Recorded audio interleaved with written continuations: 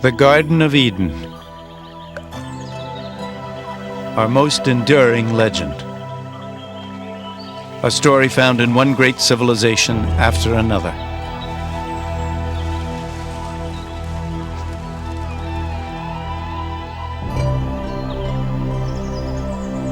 A story of seduction, the wrath of God,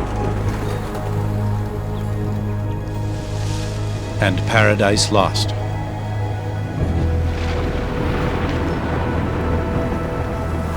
But is it merely a fable?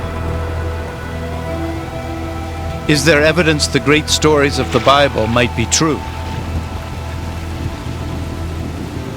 Was there ever really such a place as Eden?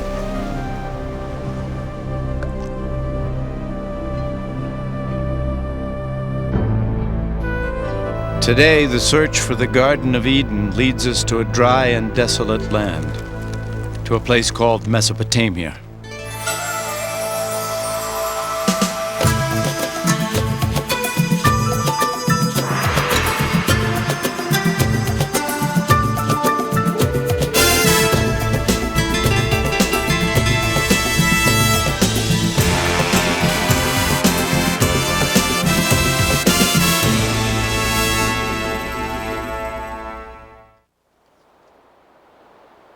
This is the land where the first seeds of human civilization were sown. And it was here that three of the greatest civilizations of the ancient world flourished: Babylon, Assyria, and Sumer. Among their ruins, the faithful have long sought answers to the Bible's most profound mysteries, while archaeologists scoured these lands for the historical foundations of belief. Our quest for Eden is a journey back in time. First to Babylon, the last of these lost civilizations. Then further into the past to the Assyrians, fierce masters of the art of war.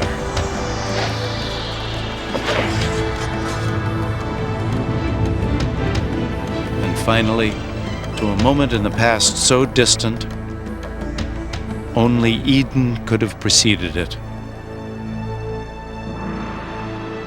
To Sumer and the creation of civilization itself. The great arc of the Fertile Crescent.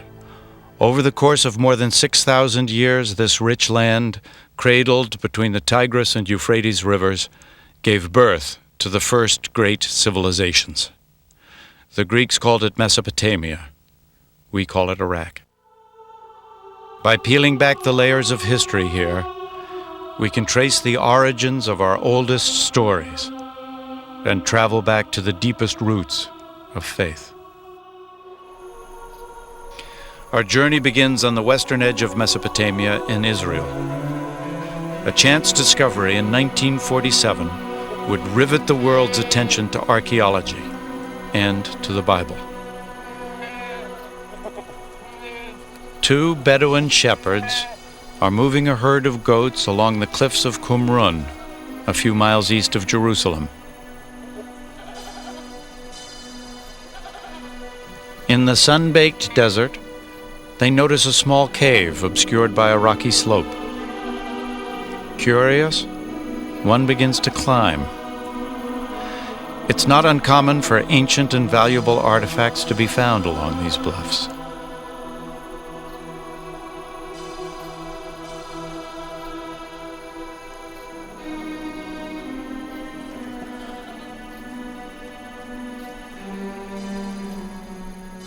Inside the cave, the shepherd discovers the wreckage of ancient pots, leather scroll fragments, and some papyrus sheets, all untouched since the time of Jesus.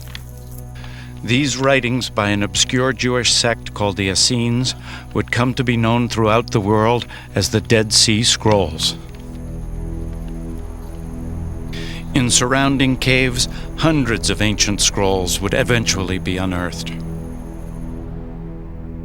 One of them would prove to be the earliest known version of the Old Testament, including the crucial first 5 books, known to the Jews as the Torah. The Dead Sea Scrolls instantly became the focus of a tremendous international uproar as scholars and theologians fought over their ownership and their meaning. And the sensation was outstanding. This was described as one of the most outstanding archaeological finds anywhere. So they are very precious to the Jews because they are Jewish. It comes from a very crucial period in Jewish history. They are very precious to the Christians because they are contemporaneous with John the Baptist and Jesus and so on. So they are very informative, but beyond that, we have a great emotional attachment to this library. The Bible has always been a book read from 2 points of view, the sacred and the historical. A traditional Torah is always written by hand. The words are read aloud as the scribe writes, so they become a living prayer, and each Torah is considered holy from the moment it is written. But the historical accuracy of the Bible has never been so easily confirmed. It's an effort that continues to this day. Some of the books of the Bible are excellent historical books. As a matter of fact, the earliest historical books that we have. And quite accurate, because we have cross-references from other sources, and they are found to be mostly very precise. So they are very important. The discovery of the Dead Sea Scrolls was the most famous event in biblical archaeology, but it was by no means the first. The urge to explore biblical history has a venerable tradition. It's a search that began in the Holy Land, but would lead to Mesopotamia. Throughout history, crusaders, mystics, and believers have been drawn to sites where the great Bible stories took place. But with the arrival of the 19th century, a new kind of pilgrim sought to fortify their belief in the Bible through the infant science of archaeology. Surely, there could be no greater confirmation of their faith than to prove that biblical history was true. The first aim of the biblical archaeologists was to locate sites mentioned prominently in the biblical narratives and to see if any illustration of those tales could be found. To use the ancient pottery, the ancient city walls, the ancient weapons as illustrations of biblical stories that all of them had been taught from their childhood. Fueled by the excitement of early finds, scholars from all over the world raced to stake out claims in a kind of biblical gold rush.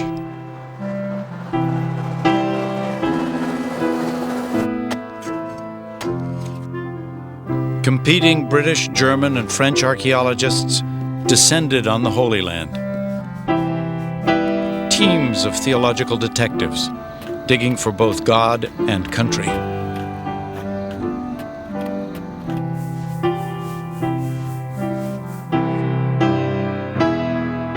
The prestige of each of the European nations in the Holy Land was measured by the kind of biblical discoveries that they were uncovering, and one of the most intense diplomatic and political battles that occurred in the history of biblical archaeology was the discovery of the famous Moabite stone. In 1868, deep in the land of Moab, Bedouins of the Bani Hammada tribe stumbled onto a mysterious stone tablet buried in the desert. The tribesmen were no strangers to the antiquities of the area or to their value to Europeans. The first Westerner to hear of the curious black stone was the Reverend Frederick Augustus Klein. He immediately set off through the bandit-infested wasteland, accompanied only by a few Bedouin guides. Klein was a missionary, not an archaeologist. When he first saw the peculiar basalt carving, he felt a rush of excitement, suspecting the black tablet might confirm his deepest-held beliefs.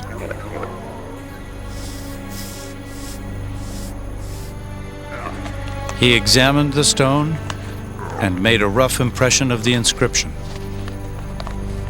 It was in a language Klein didn't recognize. Back in Jerusalem, he sought help deciphering the stone. As news of the find began to spread, the streets and bazaars buzzed with rumors of a great discovery. The writing on the stone proved to be a Moabite king's account of a battle also described in the Bible. For the first time ever, here was written confirmation, etched in stone, of a story from the Bible. Two sources for the same event. For the faithful, it was the proof they'd been looking for, concrete evidence of the Bible's historical accuracy. Many sought to buy the stone, but the Bedouins had reason to be wary. In the past, they'd been cheated, even robbed by European treasure hunters.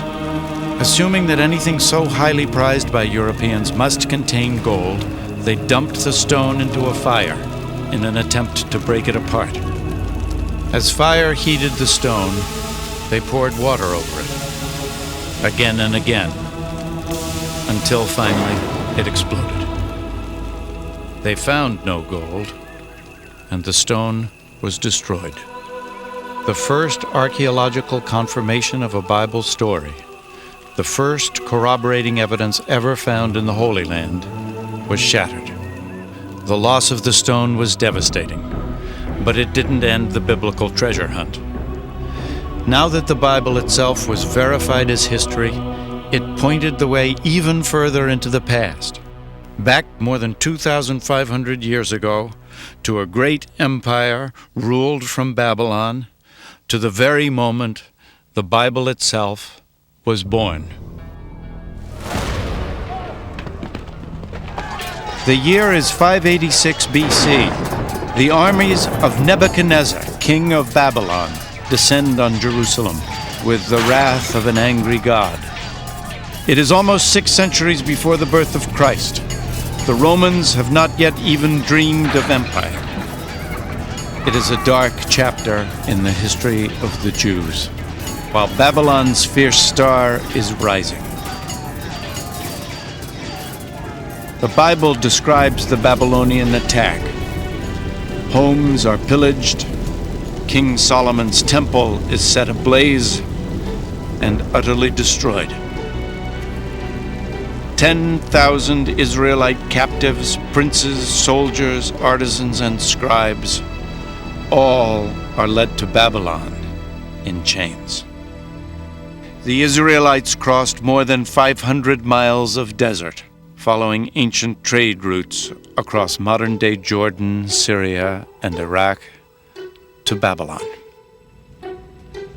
In Psalms 137, the Israelites lament, "By the rivers of Babylon there we sat down and wept when we remembered Zion. How shall we sing the Lord's song in a foreign land?" Broken and exhausted, the Israelites entered Babylon in awe of its scope and frenzy. Torn from the modest city of Jerusalem, they beheld the majestic capital of the ancient world.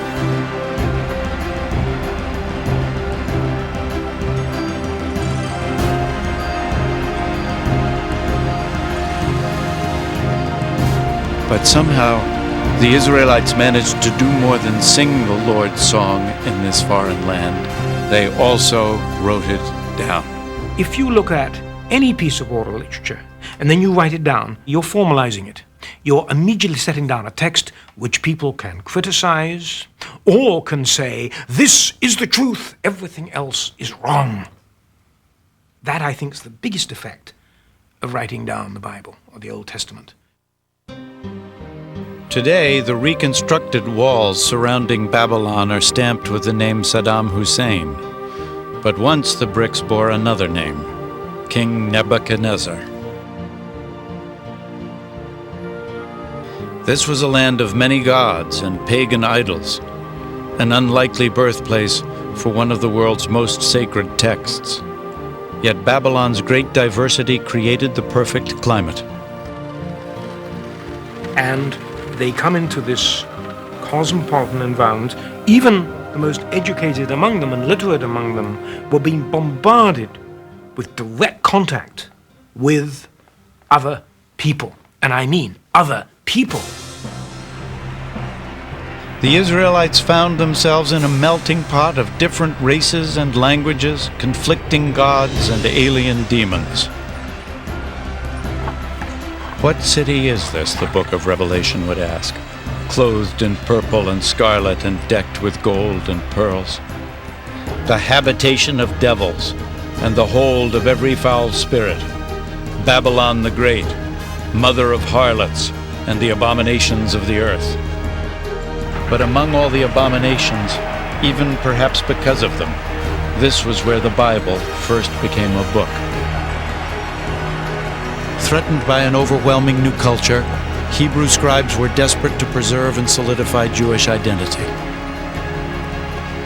Over 3 generations of captivity, the scribes unified Israel's oral tradition, new writings, and sacred texts into a single manuscript. The Bible was born. Fortunately for them, the Babylonians were pretty liberal. They allowed them to keep their own culture, their own religion, to study their own books. This is what preserved the Bible to this very day. But as the books of the Bible came together over the long years of exile, Babylonian culture would profoundly influence the work of the Israelite scribes. These were very literate people, I suspect, many of the people who went into exile. And scribes talked to scribes, and I'm sure that was how a lot of information was transmitted. And the exchange of ideas and knowledge must have been, I would use the word devastating. It must have been mind-blowing. The Bible would eventually reflect stories and traditions from Babylon and even earlier Mesopotamian civilizations. The Israelites couldn't easily ignore Babylon's thriving culture and great monuments. Its temples were among the largest structures in the ancient world. Big public buildings, the ceremonial walkway, the palace of Nebuchadnezzar with its legendary hanging gardens, palm trees, the river. If you had walked through the Ishtar Gate, you would have felt dwarfed.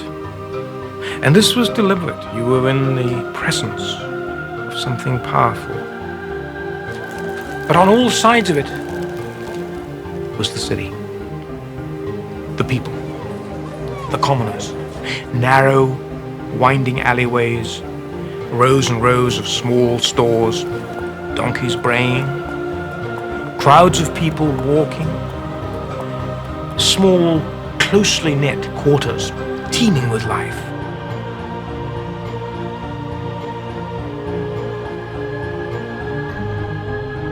And it was here, the Bible tells us, that one of antiquity's most extraordinary monuments soared into the sky, the Tower of Babel. For ages, adventurers and pilgrims hoped that finding the famous tower would prove the truth of Bible stories. One seeker who failed would write, "No man durst go near to the tower, for it is all desert and full of dragons and great serpents, and full of diverse venomous beasts." Medieval travelers claimed they had found the tower, this spiral minaret still standing in northern Iraq.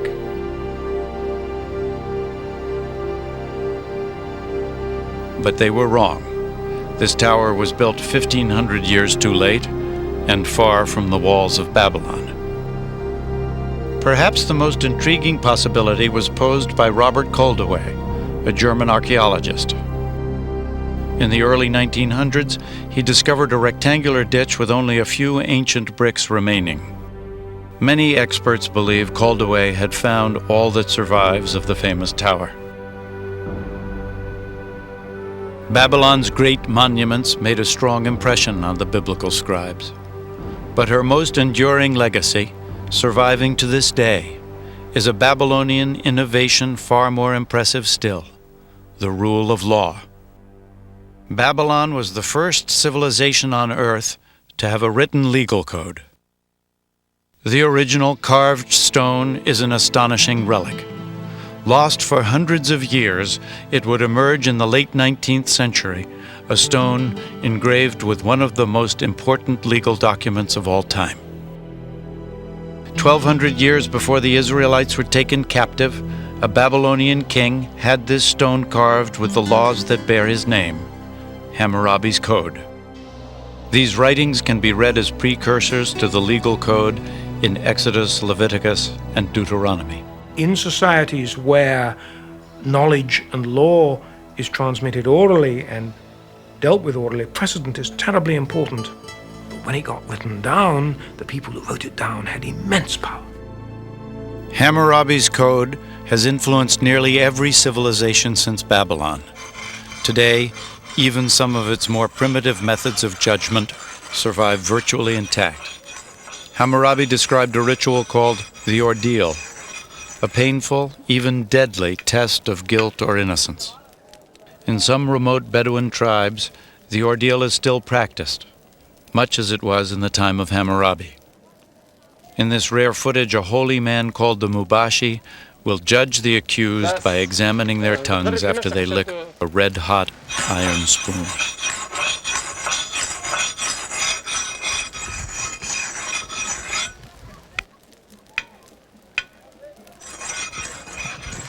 These men have been accused of theft. They must submit to the ordeal or be found guilty by default.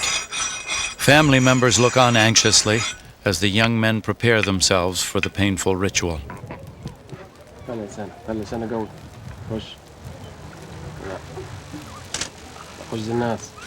خمس دقائق لله تركينكم بين ايادي الله انت 5 دقائق لله خش الناس يابا ايوه خش خشه كويس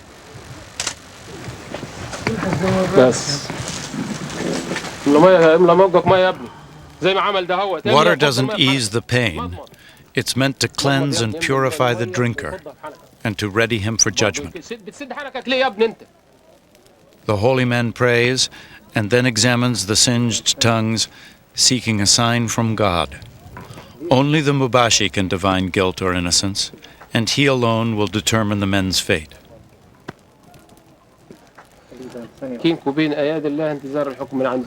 At last, a verdict. One man is found innocent, to the great relief of his family.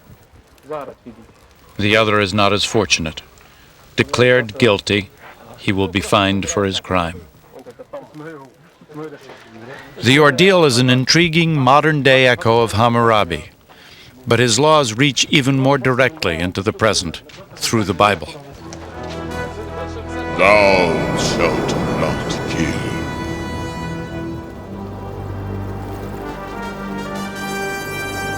Thou shalt not bear false witness against thy neighbor. The Ten Commandments, the foundation of biblical law, and yet only the beginning of a complex set of codes and covenants central to the Old Testament.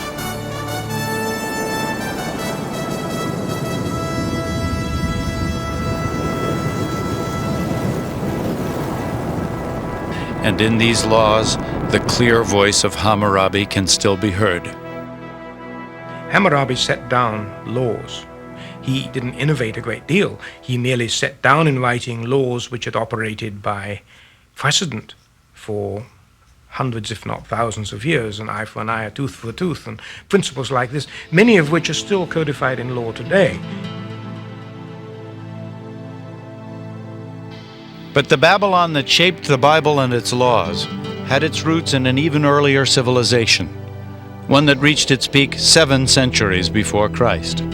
It was the brutal empire of Assyria, a place the Bible called a land bathed in blood.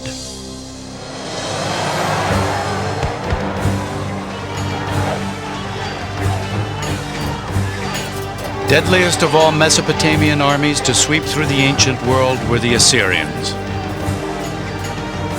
In the Bible, they are the ultimate symbol of bloody tyranny and ruthless oppression.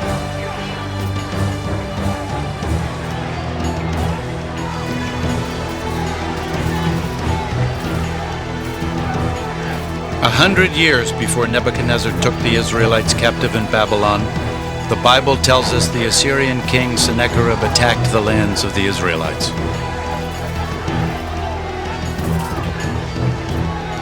In the second book of Kings, the Bible says, "Behold what the kings of Assyria have done to our lands, destroying them utterly."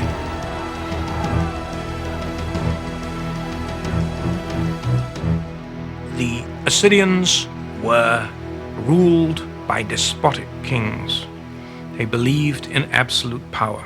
Now, absolute power means control, and absolute power almost invariably is kept in power by military efficiency and might.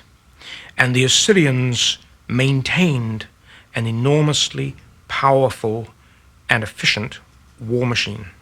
And on the walls of Assyrian kings' palaces were the chronicles of some of their expeditions, written in vainglorious, grandiloquent terms. The Assyrians, they would take a city, and they would stack up the heads of the leading citizens outside the gate, or they would take the king of the city and flay him alive and nail his skin to the wall, or something like that. But everybody did that. Assyrian power, symbolized by the royal lion hunt, lay in the hands of merciless warrior kings.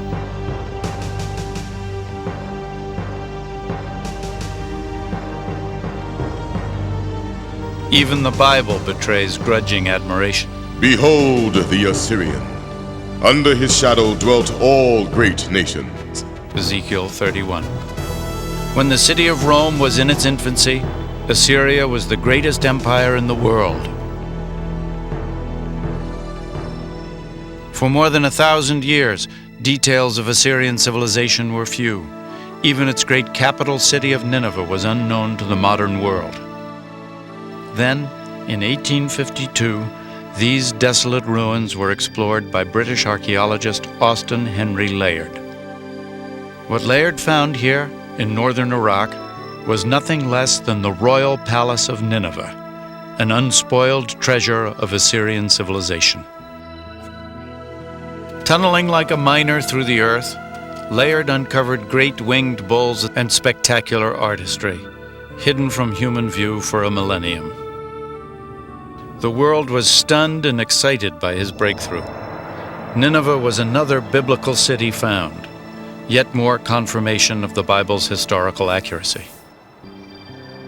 But the most momentous of Layard's discoveries was the Great Library of Nineveh, an extraordinary collection of 22,000 clay tablets inscribed with the cuneiform writing of the Assyrians. The only direct communication that we have with the people of the ancient world, really, is what they left behind in their writings. We can know from that what they ate, what their medical treatments were, what their family life was like, what their politics was like, how they viewed religion. Details of Assyrian daily life reveal a patriarchal society, a world where commoners, and especially women, had little status. Every Assyrian woman, once in her early life, before marriage, would go to the temple of Ishtar, and she would sit on the steps, and she would wait there until some man came along and dropped a coin on the hem of her dress, and then she would go inside with him and do her thing, and that was it. Yet in this despotic world there was a kind of justice. In marriage, even a wife had certain rights. A woman could specify in her marriage contract that her husband would have no other wives. She might specify that he could have all the prostitutes he wanted, but no other wives. But if ordinary women had only limited status, recent discoveries reveal Assyrian queens enjoyed great privilege. In 1989, the ancient palace of Nimrud in northern Iraq set the stage for a startling find. Experts called it the most significant discovery since King Tut's tomb, the treasure of Nimrud. While we were cleaning some of the rooms, we discovered that there are some indications for a vaulting underneath the floor. We took everything out and we tried to sort it, and we discovered that we have here the bodies of at least 2 queens. Solid gold bracelets still adorned their bones. A royal treasure, entombed more than 2,000 years ago.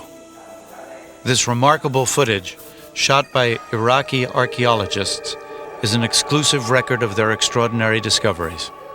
For the very first time, the tomb of an Assyrian queen had been uncovered intact. The royal sepulchre still displayed a curse to protect its occupants. Should anyone break open the seal and remove me from my tomb, let his spirit roam in thirst under the bitter rays of the sun, and may the great gods of the underworld inflict his corpse and ghost with eternal restlessness. Ignoring the curse, archaeologists excavated more than 125 pounds of beautifully crafted jewelry, crystal goblets, and exquisite carvings. The ancient Assyrians were master goldsmiths and artisans. But the value of this treasure far exceeds its worth in gold. In death, Assyrian queens were lavished with riches, but in life, it was her kings who forged history, kings with a taste for empire. In the year 701 BC, King Sennacherib and his army struck out across the desert toward the Mediterranean Sea. The bold Assyrians were determined to conquer all that lay in their path: the cities of Judah, including Jerusalem, and its rebellious king, Hezekiah. Fortress after fortress fell to the Assyrians, but it was the city of Lachish whose brutal destruction is best recorded in the historical record and in the Bible. The siege of Lachish is a beautiful example of how an Assyrian army descended on a city, surrounded it, besieged it, reduced it, and took away its inhabitants to slavery, those that were not executed, men, women, and children.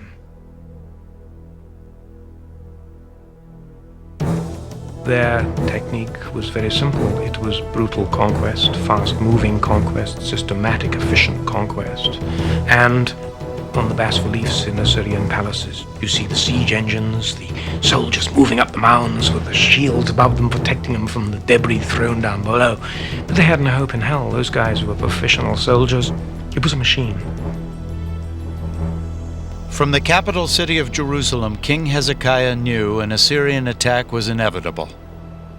He raced to fortify the city and ordered an underground aqueduct dug, a desperate effort to protect the city's water supply in the face of a siege. Hezekiah's plan worked. The Bible tells us the Lord saved Jerusalem, and the king of Assyria returneth shamefaced to his own land. Sennacherib's version of the conflict was found on a clay prism unearthed at Nineveh. It matches the Bible story down to the smallest details, but its point of view is sharply different.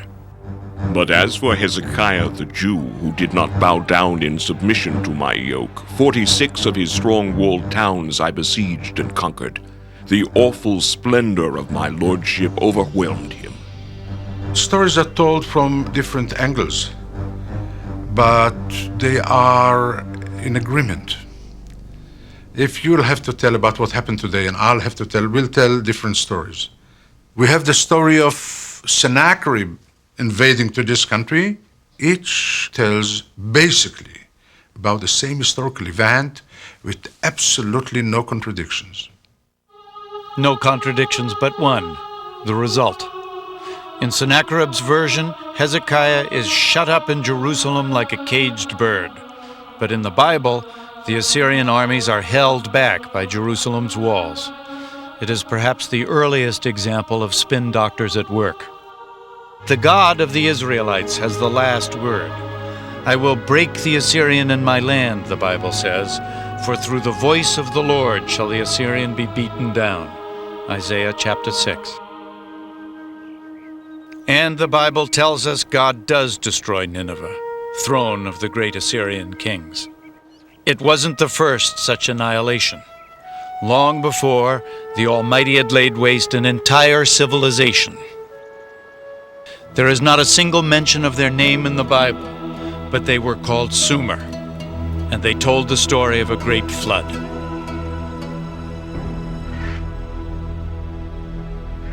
It's one of the most familiar of all Bible stories, the saga of Noah's Ark.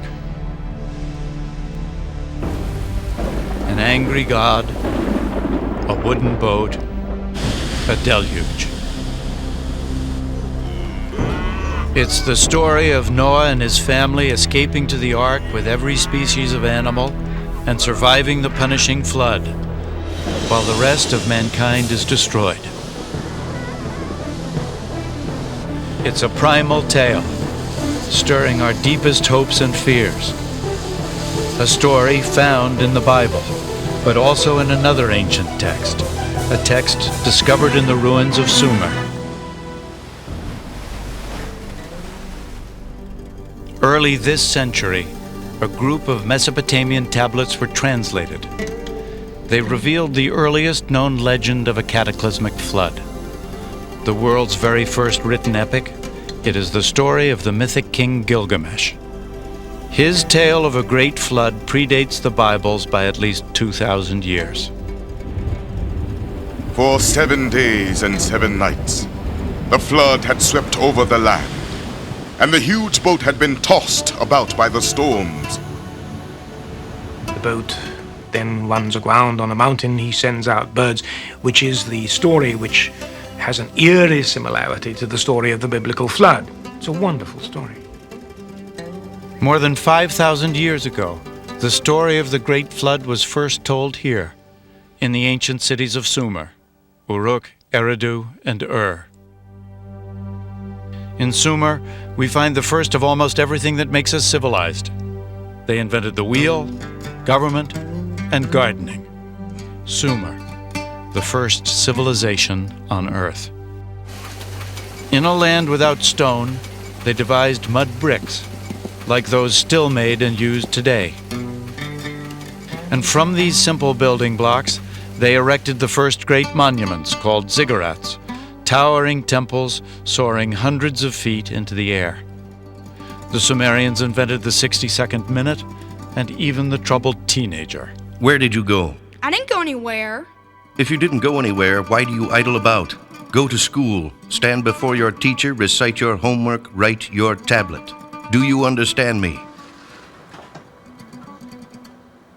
We know about the Sumerians, their startling innovations, and their everyday lives, thanks to their most impressive invention, writing. We know their ancient legends and their intimate secrets because someone wrote them down. It was something no one had ever done before. It's a window, but it's a window that's composed of many panes, some of which we can see through and some of which we can't. We lack much more than we have. So while what we have is spectacular in some cases, we always have to bear in mind that there are parts of the daily lives of people that we can never see and which we may never see because they're people that those writing the tablets didn't care about. 5,000 years ago, someone etched their stories into clay, providing us with a glimpse of the world in the first blush of civilization. As a people, the Sumerians were in some ways much like ourselves. They are concerned about meeting other people and drinking beer and so on. And there are several collections of poems which relate the preparations of a woman for her lover and how she dresses and waits for her lover to come. The center of Sumerian civilization was the lost city of Ur, once thought to be the birthplace of Abraham, first of the Bible's patriarchs. It is the epitome of the biblical city in archaeological terms because it was the site of one of the most famous archaeological digs ever carried out in the 1920s and 30s by a remarkable British archaeologist called Leonard Woolley. A British archaeologist once described archaeology as the science of rubbish, which is so true. But give me the archaeologist who can make the stones and the bones and the bricks and the pots come alive. Leonard Woolley was like that. He would take people on a tour of a small quarter of Ur of the Chaldees where the house foundations were exposed. And as you walked through, he would talk about the lives of the people who lived in these houses, talk about the ovens, the sills, the low ceilings, the furniture. And Ur, in Woolley's hands, came alive. Woolley dug this enormous pit, and he went down through the city, and it got smaller and smaller, and then there was this deep, sterile layer of silt. And Woolley himself recounts how his wife came over, looked at it, and she was a rather casual lady in some ways, and looked at it and said, "Oh, well, of course, that's the flood." And lights went off. And Woolley claimed that this was evidence of the biblical flood. And it captured the popular imagination. What did it do? It brought in money. And Ur was a dig that was sold brilliantly. Speculation about the biblical flood caused a sensation. Even without solid proof, it was as if science and the Bible had united in the bleak desert of southern Iraq. Woolley would eventually unearth an indisputable treasure, a discovery that provided extraordinary insight into this earliest of civilizations, the royal tombs of Ur. Digging in the thick mud, Woolley uncovered 74 carefully arranged skeletons, all entombed at the same time.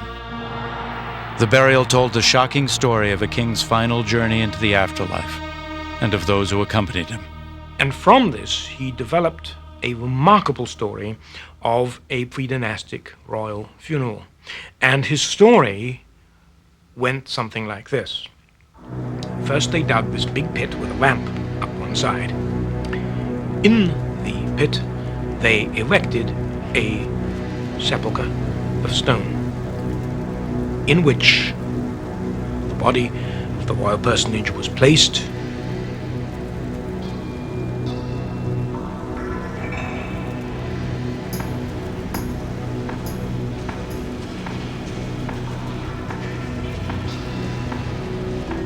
Then the entire court filed into the pit.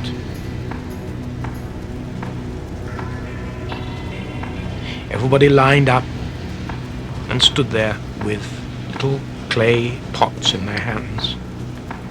And then at a signal, they all drank poison.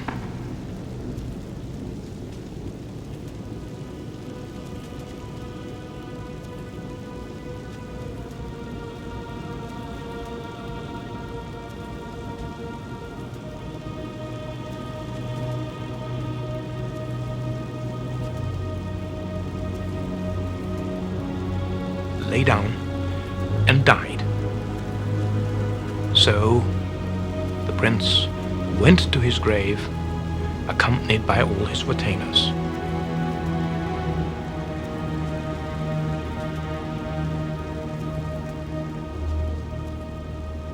This has become one of the great discoveries, one of the great funeral accounts of archaeology in early history. The discovery of the grave pits at Ur was a triumph of archaeology, revealing ancient secrets of the first civilization. But science alone can take us only so far. Where the trail ends, the Epic of Gilgamesh provides the final, tantalizing clues. Clues leading us back to a garden and a place some call paradise.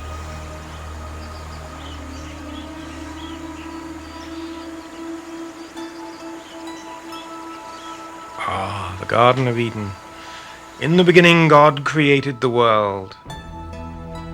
It's a familiar story. You get these sort of creation myths in almost every society on Earth. It's a very compelling longing of people for a better world. Gardens of Eden, paradises, are people's longing for a less complicated life, or a life of ease, or a reward for having worked so hard.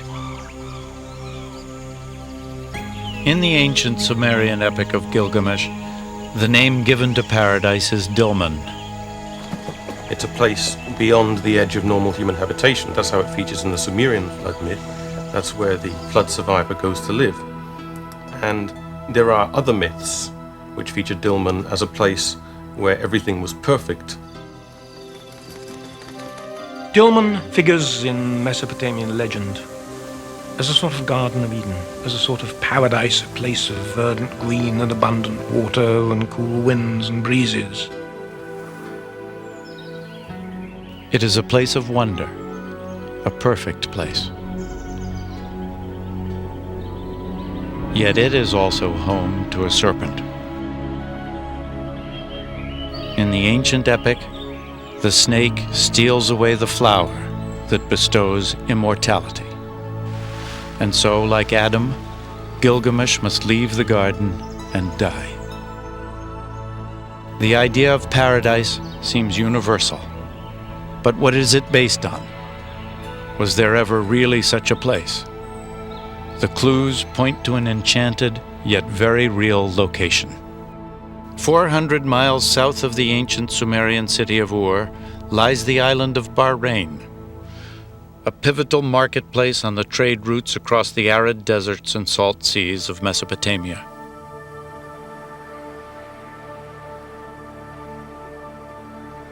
Today, Bahrain is something less than paradise, but it was once lush. Once this island had abundant water and thus abundant life. Once, long ago, this was Dilmun. But was it paradise? By comparison to the surrounding desert, it would certainly have seemed so. There was so much water here that what is now a desert island bloomed. It was a garden bearing lush fruit. And there were people here who apparently led a blessed life. More than 85,000 burial mounds dot this landscape, probably the most in any one location in the ancient world. The ancient bones tell us these people were taller and healthier, and they lived longer than anyone else in the region. And in the burial mounds is one more astonishing clue: the remains of snakes, ritually embalmed at some lost moment more than 4,000 years ago. Here in Bahrain, we find the serpent, just as we found it in the Epic of Gilgamesh, and just as we found it in the Bible.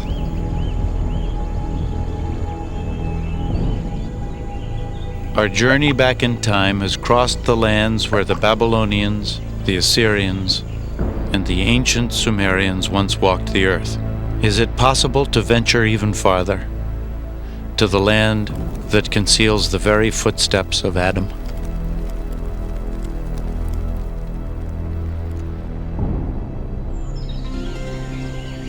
Here faith and reason must part company. We now know there was once an island garden in Mesopotamia. We may choose to believe it was paradise.